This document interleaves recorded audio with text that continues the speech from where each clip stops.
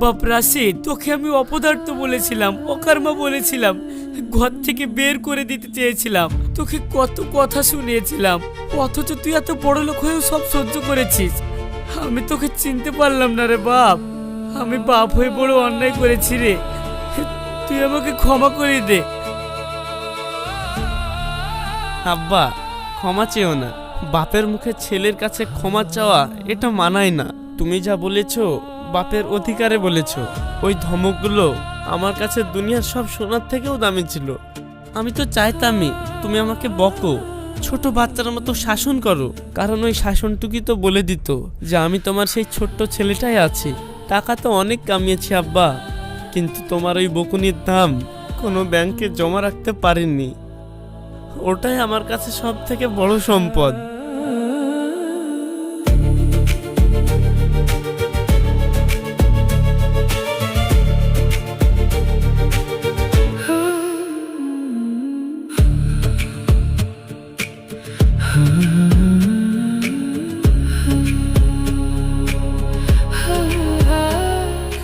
তুমি তুমি এত বড় মানুষ, আর আমি এতদিন রোজ সকালে তোমাকে বকতাম, ঝাড়ি দিতাম, ভিখারি বলে ভাইয়ের অপমান তোমার গায়ে লাগতে দিলাম।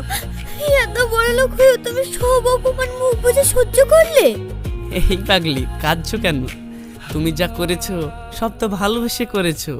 ওই সকালে বকা, ঘুম থেকে টেনে তোলা, ইলিশ কেনার আগে দুবার ভাবা, এগুলো তো আমি সবচেয়ে বেশি ভালোবাসি। এই খুনসুটিগুলোই তো আমাদের আসল সম্পদ। কিন্তু তুমি লুকালে কেন? আমার কাছেও লুকালে। কারণ আমি ভয় পেতাম রুমিতা, টাকার কথা জানলে যদি তুমি বদলে যাও, যদি আমার সাথে মেপে মেপে কথা বলো, শাসন করা বন্ধ করে দাও, এই খুনসুটি, এই টান, এই অভিমান সব যদি টাকার নিচে চাপা পড়ে যায়।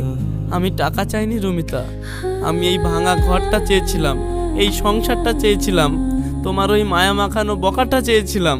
বোকা লোক একটা, একদম বোকা।